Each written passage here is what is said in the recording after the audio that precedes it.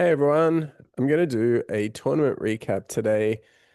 We ran a tournament a couple of weeks ago in warm up for a bigger event that's going to occur in about a fortnight's time from now. And the lists are due for that tomorrow afternoon. So I want to recap the army that I took and why I took it and what I was trying to do and the games that I played in sort of superficial detail instead of a battle report and then take a look at my revisions for the list. So there'll be a bit about the tournament. There'll be a lot about vampire counts and whether they are broken or not, as I alleged before the tournament. And Paddy, the other half of this podcast, believes wholeheartedly about.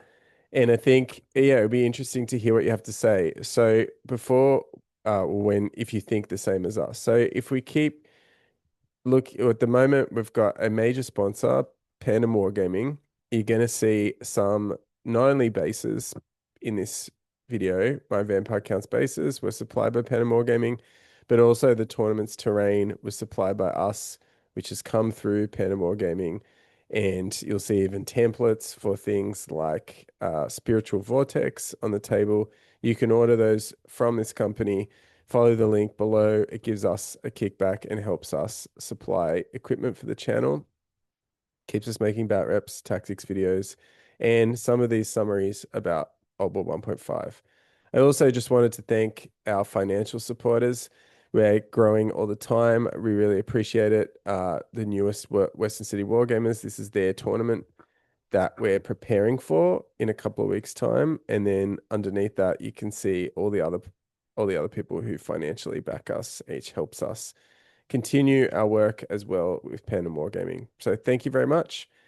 So I made the point that I thought vampires might be broken, and that was for a number of reasons.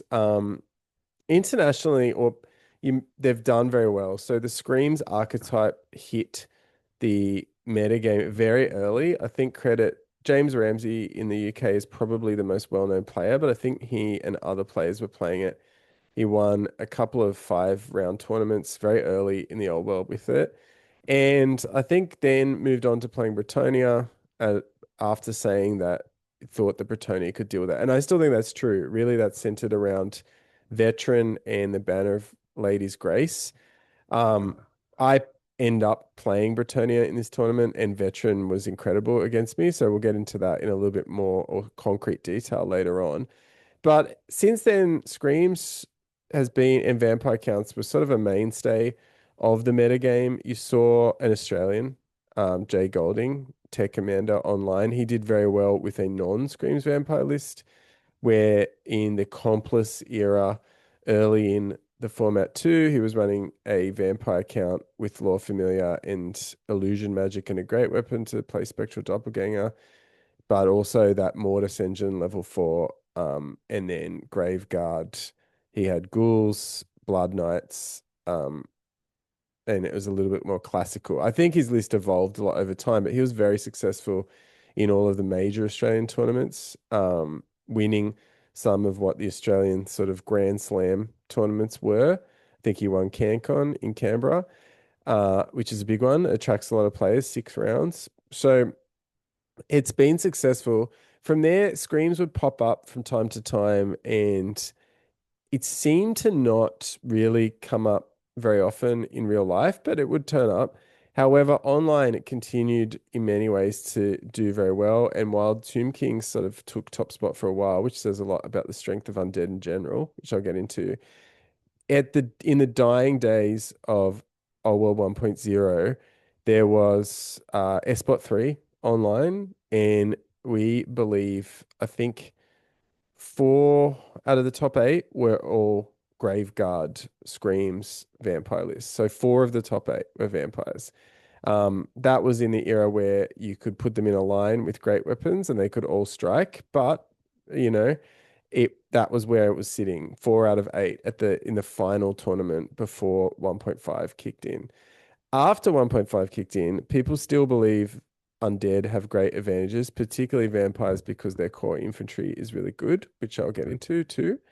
Uh, and since then, the Toy Soldier event in the UK, which attracted a lot of the very good players from around, or from England and I suppose Scotland and Wales, and maybe, I don't know if anyone in nearby Ireland comes through, but the UK, Wales, Scottish, and English people are playing in those tournaments. Two of the top three were vampires. So they were tied on points with Pash, who over at Pash Hammer made a great video about it. He didn't play against them, but the pure screams did very well. And if you look at the world team championships lists, pretty much every country is running a screams list. So to me, for a long time, I've thought vampires are one of the best armies, if not the best in the game. And Bretonnia probably has a better track record at winning in real life, and dragons, particularly in your casual environments, tend to smash face. I still think if you're playing against a general field at a hobby store, a dragon is probably your best bet against any army off the street. But I think at the top of the meta game, vampire counts, Bretonnia, something with a dragon, Grand Cathay, and or multiple dragons, I should say. Grand Cathay and Tomb Kings are probably sitting right up there still. So, what is it about vampires that draws me to them so much? Well, I used to play them a lot back in the day. People talk about 8th Ed. I built about 5,000 point vampire accounts army in 2005. I was working in a hobby store at the time, could buy things at cost, didn't have a lot to do during the day at times, and ended up just painting an enormous vampire counts army. I think they were really good then. I think immunopsychology has always been a big deal. When other people have to roll leadership tests and you don't, it gives you a lot of control, which is what good players want. They want to roll the least dice as possible.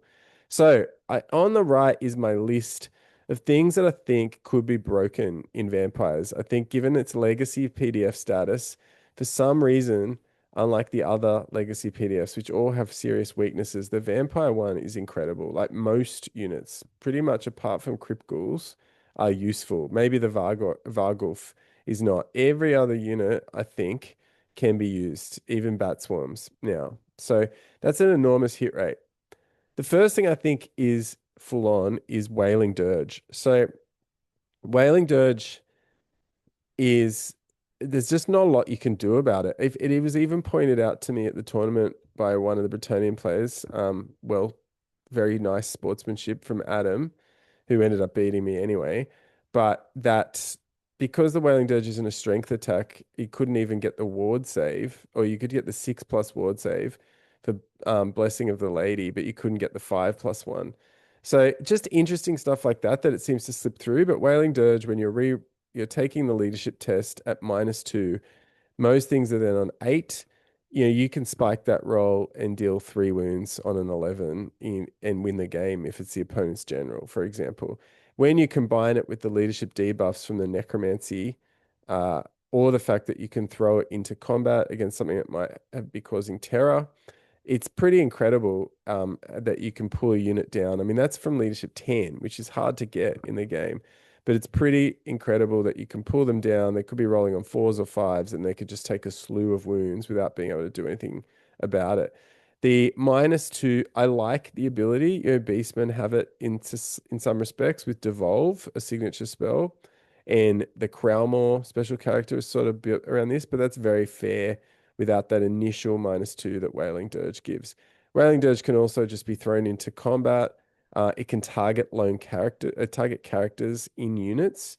It's just an extraordinarily, uh, I mean, maybe I should say broker.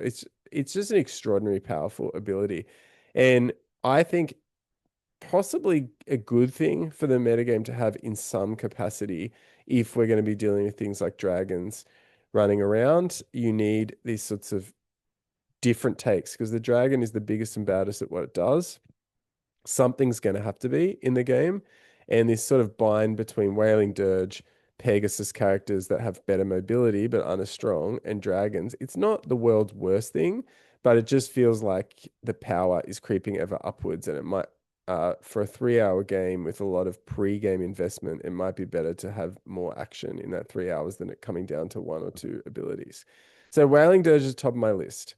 And in the list, you'll see we'll talk more about how that plays out. The second thing that is pretty close in my mind is Invocation of Nehek. So the Tomb Kings have their own version of this, but the fact that you are raising your own guys back from the dead only on a leadership test rather than a spell is extraordinary. So you can just take, a balloon round of fire. You could lose 8 infantry, and then a level 3 or 4 can just roll back pretty much an average of 6 of them a turn. That's just extraordinary. So, and not like what any other army can do. So that bringing back from the dead on theme, but is it too good? It's, that's bringing back infantry, but you can still across the board bring back a lot of things quite easily, even obviously restoring wounds to things like your Mortis Engine or Behemoths if you need to in a pinch. The fact that you can do it multiple times in different ways too, it can really stack up, and it makes, I think it's probably the most feels bad ability just because there's no interactivity. So I think that's probably the theme of these abilities, that there's just not a lot your opponent can do about these two things. I would love to have seen this as a spell or something that can just make it that it fails occasionally, because it doesn't really, because of the next thing, which is the BSB. So you'd feel that an army with no need for leadership might just take a hit in this area, but no, God bless the writers of Games Workshop or whoever wrote this legacy PDF who decided, no, let's make it stronger than the other armies, and it essentially giving you veteran, everyone all of the characters veteran, and anyone who needs to roll leadership test, and more than that because it adds that little buff to combat resolution for unstable tests. But yeah, it's just re-rolling the leadership. It's not being used for anything except re-rolling invocations, re-rolling Helm of Commandment, re-rolling Crown of uh, the one that gives stupidity. So all these sideline cases are being used for it. It's pretty incredible. So the fact that you can put it on a very cheap character too is great. The White Lord, who unlocks Graveguard Core. I probably should have put those out of order. So the synergy between all of these abilities is incredible. The BSB is allowing you to reroll invocations. The invocations come on necromancers only. You can buy the vampiric power, which I'll talk about in a second as well. But the Wailing Dirge then comes through with those necromancers using necromancy, the spells, and the BSB that you're paying for White Lord for, who's baseline 40 plus 25 for the BSB itself, then unlocks this Graveguard Core. So unlike the Handmaiden army, where you've got to make her the general, which is now being crippled by changes to leadership, the BSB here just brings in the Graveguard, who are some like reason elite infantry that are reasonably costed with a lot of different options on top of that. So that's where you've got this leadership debuffing spell that can take down the biggest things in the game. You've got the ability then to fight back against armies, missile fire armies, or get into wars of attrition that you're going to win for sure. You then have the ability to redundant ability to re-roll leadership tests on all of these critical abilities. And you then have this infantry block that could be the best core unit in the game. On top of that, you have ethereal. So there are some armies that just cannot deal with ethereal, and I think probably exploring ethereal was one of the more interesting things that I did with this list. I had a lot of success the first time I played with a Slann that I had made ethereal and gave Hammerhand a war banner and a BSB, and I was shocked at how easily it would just go in and break units, but also just that without the tools, in inverted commas, some armies have no choice. So this is one of the reasons why I think magic missiles are still critical in the format. Magical attacks, you still got to get into combat with the unit. Magic missiles, you just got to get into range, and typically some of these targets are the ethereal targets are not that tough. However, imagine you turned up with an all ethereal army, there would be some matchups that just couldn't do anything about it. So I do think this is probably too powerful an ability to have in the game, and vampire counts have it in spades. I played a lot of high elves. Walk Between Worlds is great. The 4 turns you get it off. The other 2 turns you're just getting murdered, and it doesn't feel worth it. You also can't charge and keep it up, which is a huge problem.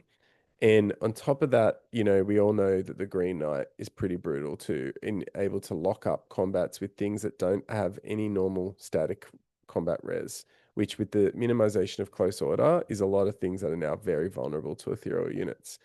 So beyond that, you just have your bog standard immune to psych, which surprisingly is a disadvantage sometimes, but in general is a big advantage. Unbreakable, which has become even better with objectives, and fear, which, given that your infantry come in such large numbers, is quite useful. And that's where I think looking at this stack of abilities, I just feel like there's got to be a list here for vampires that is can win a tournament essentially. So is it broken? That's going to be up to you to decide. I'll run through the games I played and talk about the revised list I'm going to play in the tournament under the same sorts of conditions, and really interested to know what you think. So down below was the initial list. So I like to play one of lists. I wanted to play a list that had everything in it so I could sort of suss out how the army works. I had a Master Necromancer on a Mortis engine. He had the Scepter Dunaro, Spell Familiar, Talisman of Protection, um, and Necromancy. I had a Strigoi Ghoul King on a Terrorgeist with a Biting Plague, Crown of the Damned, and Dark Acolyte. So I sort of like this triple save character, and just wanted to try it out in this event. I had a Tomb Banshee for the Screams, and Ethereal. I had a White Lord with the basic battle standard, 20 zombies, 15 Crypt Ghouls with a champ, 21 Graveguard with great weapons and implacable defense. So I made a mistake there being a rookie with the list and didn't realize you needed shields to have defense. I should have read it again. But in this sense, I probably would have taken great weapons. So I was coming in there 12 points down. I took 3 Fellbats, a Black Coach, and 8 Hex Wraiths. So in game one, I got to play Cathay, and I've sort of detailed some of this in the fact that I think the cannons might even be better than the balloon.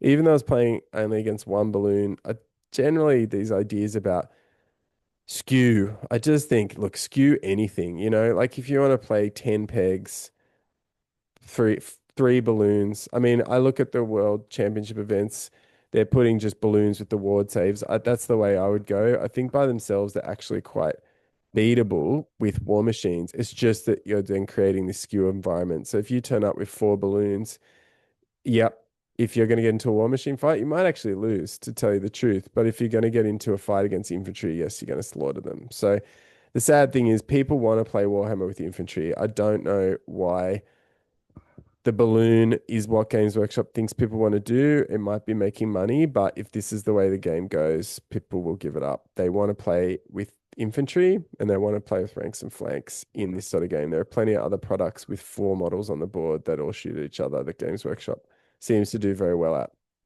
So in this game, uh, I guess the theme here was, yeah, these 2 cannons that could possibly unload 4 shots. You can see on the left, I've set them up so that my large targets are out of firing range. Um, in that sense, I was just learning the army. I maybe could have risked that Strigoi being a bit closer with the 4+ save, but as the game wore on, I actually took 6 wounds with the Strigoi, and I my opponent had 1 cannon shot where if he'd rolled the D3+1, he would have killed it outright. So they are incredible in the amount of pressure they can put on. I ended up sending a Black Coach around the back and Ethereal, once it could get about 4 inches away from the cannons, it terror checked both of them off the board, but it probably would have destroyed them even through the Ogre Loader in combat. So really the theme here was going for there was a special feature in the middle that was worth about 500 kill points, and it was domination on top of that. So I found the Hex Wraiths, they were all right in this game. The infantry was incredible. Scepter Dunaro was incredible, even though the balloon didn't do a lot. Um, Pretty much all of my infantry was still alive at the end of the game. The ghouls weren't so good, even though they got to use moves through cover here. I was bringing some of them back, but they were probably going to lose in the middle. But the Strigoi and the Graveguard were getting in. Unfortunately, I lost out in time as I was gaining the upper hand, and it ended up a 12-12 draw. with only 3 turns played. But in Wailing Dirge was probably the moment I had about 4 dirges on the balloon at about leadership 5 or 6, and it didn't kill it. And that sort of put me out. The ward saves helped a little bit. I wasn't able to finish off and get those extra points that I needed to win the game and lost the scenario points, which was going to become a theme throughout the day. So after the first game, I was sort of warming down on the Strigoi, who did some work but was looking like he was going to die in the majority of games. And on top of that, I was big up on the Black Coach because I think that in the next game, it'll sort of show it that toughness 6 is a big thing. That being ethereal makes you very vulnerable to magic missiles, but when you're toughness 6, you're not. So yeah, first game, all the broken elements. Wailing Dirge was underwhelming, unfortunately, but the invocation was ridiculous. Ethereal was pretty good. On top of that, just your general infantry, Graveguard, and Core were very, very good. So, second game I played against Bretonnia, Dave, who always tries to make lists that are more interactive. So while he might have a mage in a reserve move unit, he had knights on foot and a men-at-arms unit guarding a baggage train that was in the top left-hand corner. You can see mine here on the right. And he only has 4 pegs. He has 3 in a unit, and he has the knightly order, the knightly temper guy with frontier axe. So it's exiles running around. He has 2 bombards and Blaster Mage in the reserve move unit here too. He has a level 2, I think that's what this goes hand on. And he played, he's gained a lot of mileage out of it, but Cecil Gaston, who hilariously was running around on foot and very heroic in this game, I gotta say. So I hadn't played Baggage Train before, and I think badly overplayed my hand. I'm used to playing high elves or even beastmen and having a lot more mobility. And I've set up this Graveguard and zombie unit in the middle to take the center, which was my default. I probably should have stacked this baggage train. I left the ghouls in support, thinking they would be good in the move through cover area. And while they were guarding against his ambushes, his Buccaneer ambushes, they sort of didn't they got stretched too far, and I pushed forward. And while my army sort of annihilated this right flank, eventually the pegs are just too mobile. I screamed and screamed and screamed at them, but with veteran and leadership 9 on the Baron, or leadership 7 with the reroll, I couldn't get any wounds. Interestingly, the Hex Wraiths did kill 2 pegs early on, but I find this marching column with Hex Wraiths maneuver incredibly unwieldy. And with that back end, when you're running a 2400 millimeter, or 240 millimeter back end, I should say, you can't fit between the gaps in units. So I don't know what people are doing whooshing around this outside, but really it doesn't take a lot of placement to stop the Hex Race from being able to land in the space between units after their movement. So I probably, if I ran them again, would run them 4x2, but that takes a lot of the sting away from them as well. And in this game, I had to hide from Dave's magic missiles, which killed the Tomb Banshee. And I got the Hex Race free, but then the Frontier Axe Peg can just charge 360. So here he goes essentially backwards into them, chops down 4 of them, kills the rest, overruns off the board. So what ended up happening was this song and dance between the Strigoi on the Terrorgeist, trying to block the way to the baggage train while screaming at the pegs.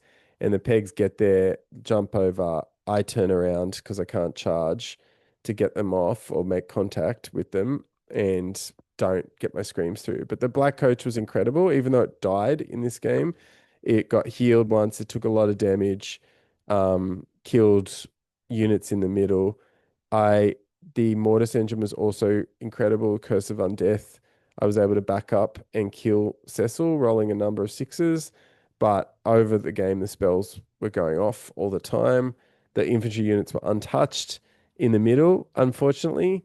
And that was a big problem as the game went on. So Like the first game, I won on kill points quite handily in this game, but I got crushed on the battle points, which was what was good to play this event for. So in the first one, I lost that middle scenario, so I lost about 500 kill points, and we drew the table quarters, so it was a draw. In this second game, I was up probably, I don't know, by about 300-ish points, but the baggage train is worth about 750 points in terms of tournament points for the event. So yeah, I've got to readjust my strategy when I play the second round at the big one. The final game, these are nice pictures. Thank you, Paddy, for putting them together. Was against Bretonnia again, Grand Army.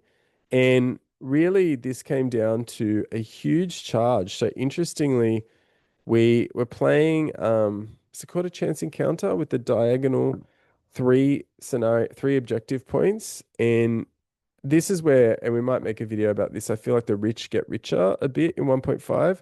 So armies that already had undercosted units are now able to play more of them. So if you're playing vampires or Bretonnia, so Bretonnia's men at arms are so cheap at 4 points each that you can just play so many more. You're playing more core units and bigger core units than other people. So in this sense, like I did stack probably the left flank a little bit too much, but what it comes down to is just peg mobility. So he had 2 units of pegs. One could threaten me in the middle. The other one sort of hung back. So on the right flank, some had enough res that some of my units couldn't push through until they were committed. So even though I was able to fly the hex wraiths over his knights, kill all of them, um, once the pegs had moved on, and then move around the back with the pegs. I should say the bats did really well in the game before, killing a war machine crew and essentially moving at 20 inches every turn. In this game, the bats were not as good, but the coach and the hex race were able to swing around that left flank and butcher a lot of the peasants late in the game. However, in the middle, you can see in that second shot, this knights on foot unit uh, charged my Graveguard and was able to deal 11 wounds on the charge. The pegs had gotten aside too. So I ended up losing combat by 11 when all was said was and done, and my entire unit crumbled. Then he'd overrun into the Strigoi behind. So I could not believe that they were going to lose. I had dirged his Duke and taken 3 wounds off it. And then I had set up a way that I was going to be able to dirge next turn as well. So he charged me with the Duke. And incredibly, the knights on foot crush the Graveguard, carry on into overrun into the Strigoi, but the Strigoi kills the Duke. So the Duke gets a couple of wounds on the Strigoi, and then the Strigoi does the final 2 wounds to kill him in response. But the um, Knights on foot just have this enormous combat res, and then he crumbles as well. So just an incredible charge. Credit to Adam. I had tried to take, I thought I'll just put the Graveguard on this middle objective, and the whole game is going to be about the middle objective. And Adam had sent these knights on foot in, and we all have been hearing that they might be better, but with Furious Charge, the fact they can take great weapons and shields, so like they can choose either or, they can take a damsel who gives them magic res 2 and potentially the regen spell. He had War Banner on this unit. By the time res came around, he outnumbered me, had close order. It was shocking like how straight up and down this was. Like that really it wasn't even close. So yeah, back to the drawing board with Graveguard in this unit, but I was able to kill pretty much everything at the back. The Mortis engine and some pegs got into some fights.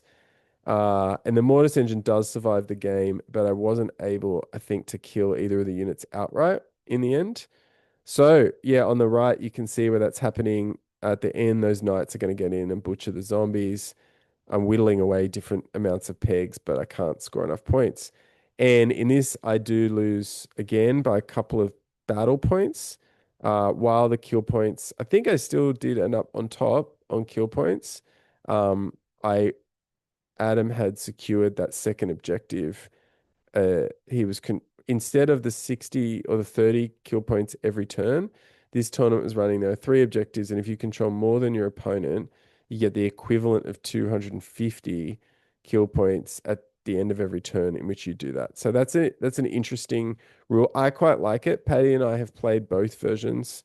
We've played the out of the book 30 a round version, which we didn't really like too much. Or in King of the Hill we did. We thought that it sort of gave too many advantages. Like if you're the first mover, you can just go grab it and you're up 60.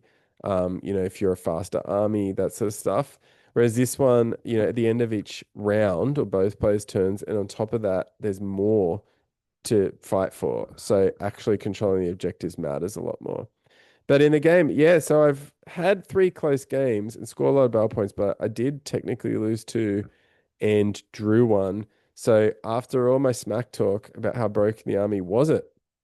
Well, my argument is I think the broken elements are broken, and maybe the pilot is the problem. So I think I committed to taking them to the next tournament. I do love playing vampires. At some way or another, I can see what it's like when people have an army that is good and they cop a lot of crap for it. But I've always liked lizard men, vampires, high elves, and will always want to play them.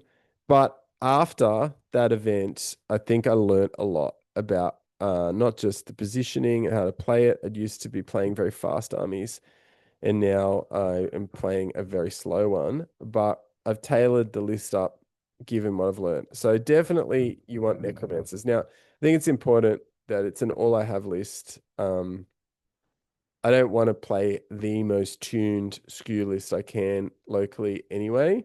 I do want to play something that is competitive. The tournament scene that we're playing is quite hard and people are very good players, but at the same time, I don't want to play uh like just a complete skew list. I just find them uninteresting. And I do think it's sort of hit or miss. You either win or you lose on the list rather than the play. I like to get some game in. But on top of that, sometimes there's some shortcomings with models. So luckily enough, on the list below, I have these models. I think the Necromancers, I had played Dark Acolyte to run Invocation off of the Ghoul, but really the power comes from the magic level of the Necromancers and the fact that it's built in for them and you have to play 30 points. They're quite cheap for what they do. So I've got two Master Necromancers. We're playing Grand Melee, so I can't have two level fours. I've got the level three and the level four, which is what's allowed, and lots of decisions here. But on top of that, I don't think paying a level two is that bad. But I want the magic items are just so good as well for vampire counts that I really want to max out those magic items. As I said, it's still a very competitive tournament scene. I'm not trying to go in there with a concessional list. So to me, you want that Scepter de Noir spell familiar to get the 5 spells. And if you've got the Mortis engine, you're going to need that protection.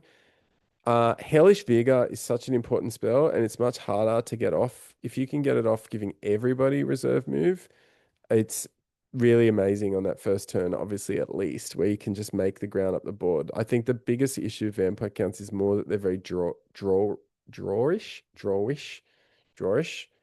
drawish. Um, that's the biggest problem, that you are relying on your opponent sort of to walk into you a little bit. And if they won't, sometimes with the objectives, you can be in trouble as much as others. You've got advantages in with your wonderful infantry. So what I'm trying out is I'm putting my general on foot with that power scroll. And so that means you don't want to play Law Familiar. Some people don't play Law Familiar, but my reasoning is this. Necromancy only really has the two spells, the debuffs that you want. The other spells are not bad, but they're just sort of bleh. They don't really do anything. Like Curse of Undeath is really great in some matchups. So, sorry, quite. I've said this before, but Unquiet Spirits, I meant. 3d6 strength 2, no armor save. Phenomenal against toughness 3, but everything else, it's not very good against. Then on top of that, Curse of Years is pretty good, but it's situational. Like you got to have a combat that you want to get into for it to be good. And then, the Ethereal Fly 10 spell is quite good. You got a lot of guys in infantry, but I just don't want to take chances at this event as much. So I'm going to buy the Cloak of Mist and Shadows. On top of that, the signature's terrible.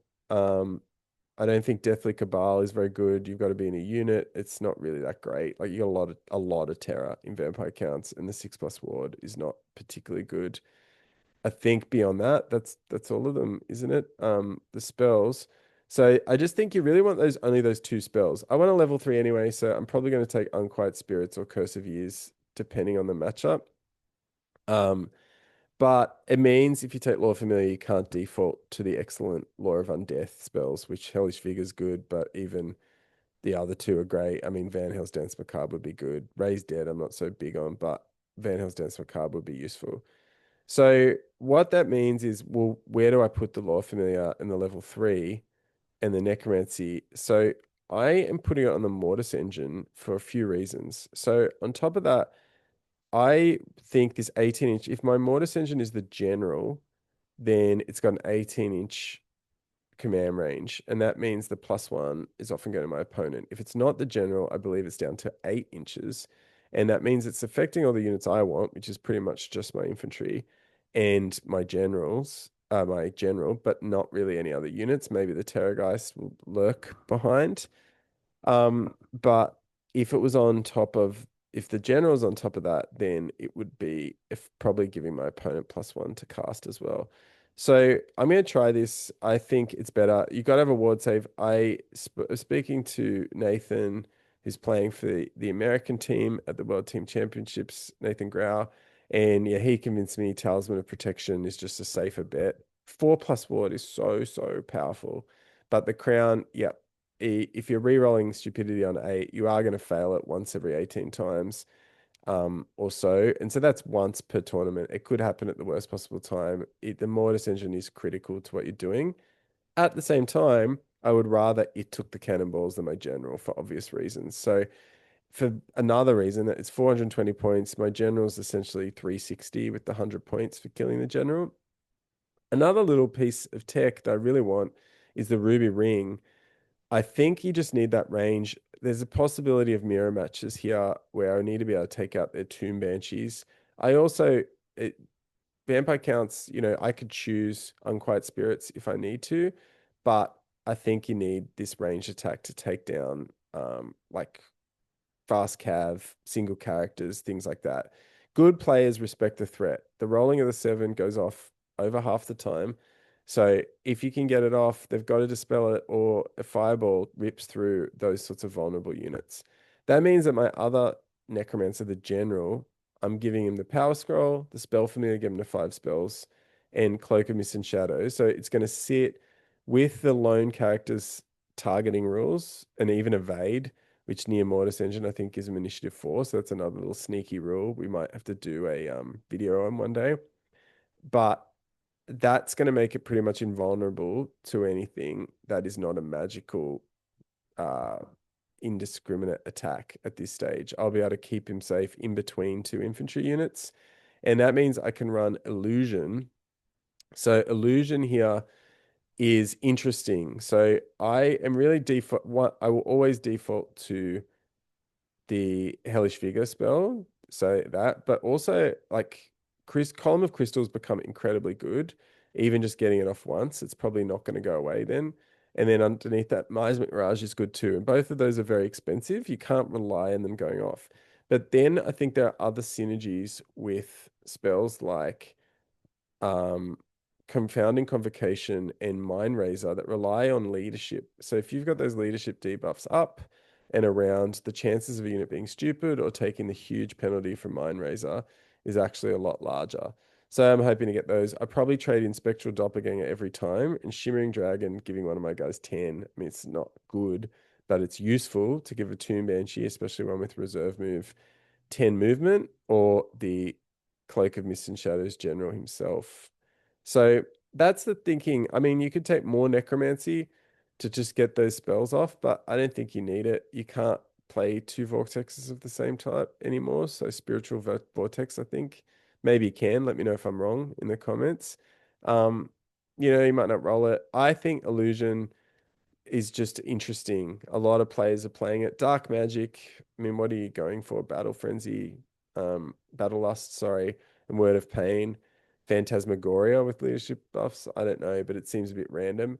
I think Illusion is a good choice to go and sort of shake it up a bit. And in this list, where I've got a lot of screams and my infantry, it's not going to win through units like, say, Blood Knights or in combat as easily, then the spells like Column of Crystal and Miasma Mirage could be invaluable.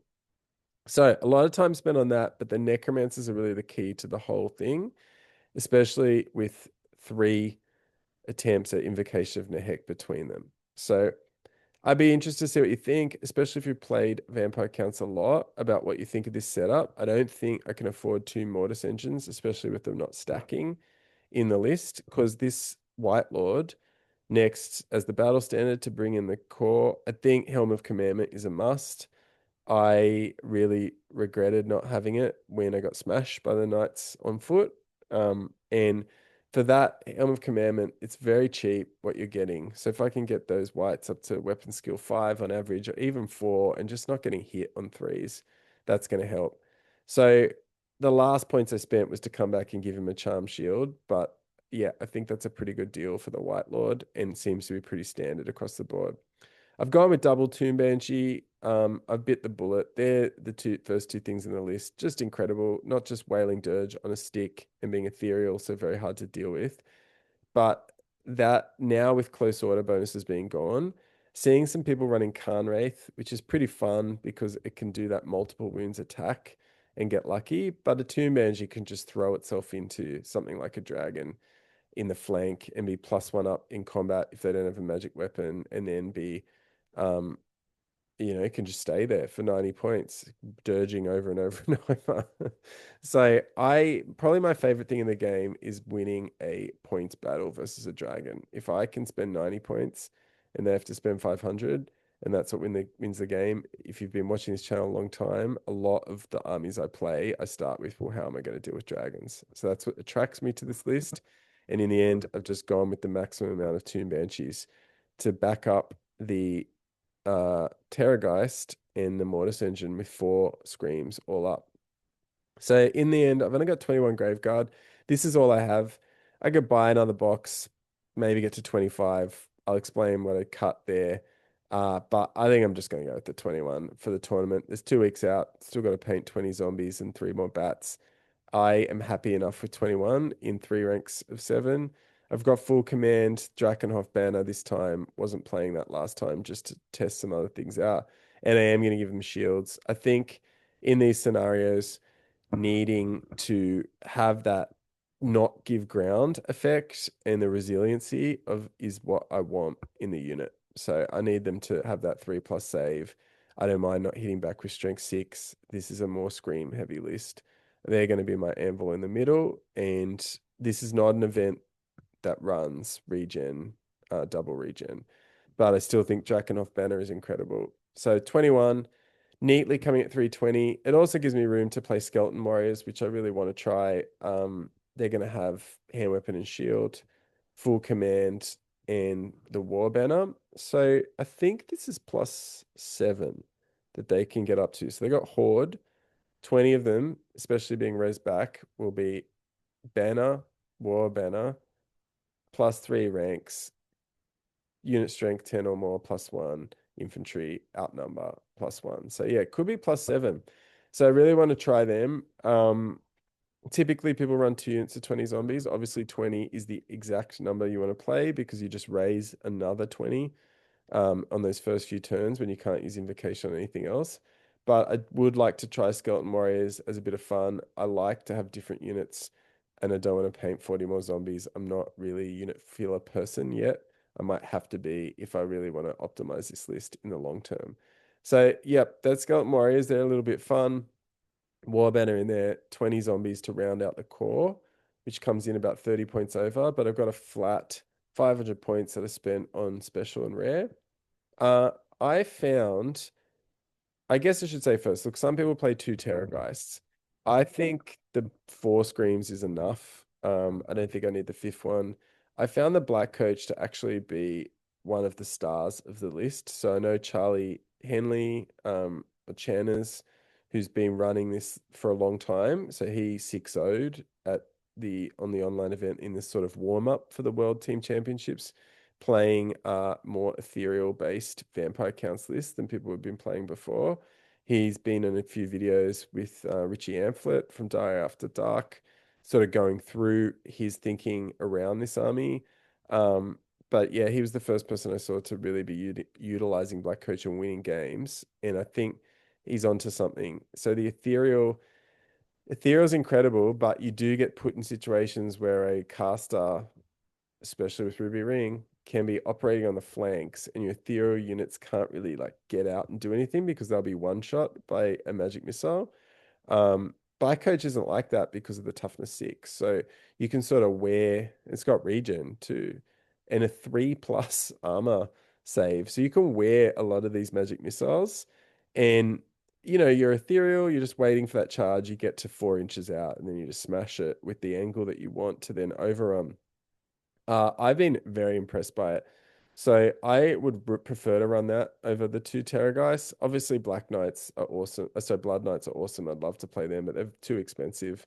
I have got Vargeists as well. And in the metagame, I play them with a lot of Bretonnia. They'd probably be very good. But I don't, yeah, I just think this fits too neatly because the Fellbats were quite good in that second game as well, even though they can't flee from charges. Probably, yeah, I would just run 4 of them and flesh out that Graveguard unit with 4 more guys or 3 more guys. But I did really like them. 45 points, I'm happy to give up. I found that if I had more than just the 3, I could probably go straight into grape shot range or into a unit of archers that are sitting in the back without with impunity. But yeah, so I'm just going to run 6. 45 points is an incredible deal. I did actually think about even running Dire Wolves, an extra core. But this just 86 points if you want to champ on the Dire Wolf unit is just a little bit too much for what I had. If I was running 40 zombies, maybe I could make the room because Dire Wolves are still quite good. And if you can keep them at 10 and they can score with the resing, they'd be very good. But yeah, this is the list I'm going with. So I have slimmed it right down. It's more focused. I do like the round numbers of it all that it comes together. I dropped ghouls. Incredible how the ghouls, which have a fantastic stat line, have now become useless. We probably should talk on the channel a little bit how chaff went from being amazing, like things like razor gauze, pound for pound, one of the best units in the game, and now barely an afterthought. Um, I do think the Strigoi, I also love the Strigoi, and I think the character, I wish there was a space for these sorts of characters in the game more. I thought about a version just with Ogre Blade and Strigoi, and maybe the flying ability or using some of the spells to throw him around. But 3 wounds, especially without much armor behind it, it's not good enough, really. I did also drop Hex Wraiths. Um, I see them in theory, but I do think something's fishy. Like you need a lot to go right for them to work. You need the matchup to be good, and on top of that, you need the angles on the board to be good. You need sort of the player not to realize that they can fit in the like this is in marching column. If they're not in marching column, you have to do this funky maneuvering to make sure that they are touching and going over. And like skirmishes, like there's a lot of liberty given to the player who's got the broken unit. I don't understand why we let people play skirmishes, don't need cover. I'll just throw my blob on the board. It's like, no, just rank them up. Like if you don't want to be, couldn't be bothered, or come with a movement tray. But if you're going to sit there and play 40k, play 40k. Like it's ridiculous. And this is I've played with Sisters of Avalon, I've played with Skinks. I get it, but you're the bad guy. The skirmisher guy, you're the bad guy. If you're playing Hex Rates, you're the bad guy. You're playing an uninteractive list that when it gets hit, it's worse than a glass cannon. It's some sort of crystal explosion. So yeah, I'm glad I left my little rant to the end. But I have no qualms playing the ethereal brokenness in a tournament setting, but I didn't find them that good. And I found it looking at, I don't know how people could say they're amazing. I could see how they're useful in the right circumstances, but I think the way that Warhammer movement works, they're harder to use than it seems. So in the end, yeah, is this the exactly started play? Probably. I would probably play maybe some more Graveguard. I'd probably put in that unit of zombies, 2 units of zombies. I think I would stick with a black coach over a Terrorgeist, and I think I like this idea of a Necromancer on foot as well. So we'll see how we go at the event. Obviously, Paddy and I will do a wash up and all of that afterwards. And I just want to thank everyone who did come to our event. It's as we've said earlier, it's been described, I suppose, our style is hard but clean. And I think it was played in that spirit. I got smashed and was humbled. And I think in that sense too, people were very good spirited throughout the day. A lot of gracious giving of calls or trying to sort things out in an amicable and even-handed way. And Patty and I didn't, I think, deal with one rules dispute. So we might have more on that. Unfortunately, I am living away from home at the moment and haven't been able to get Wi-Fi consistent enough to do the chats with Patty online. But yeah, we just want to thank not just everyone who supports the channel financially or otherwise, but the people who come to our events.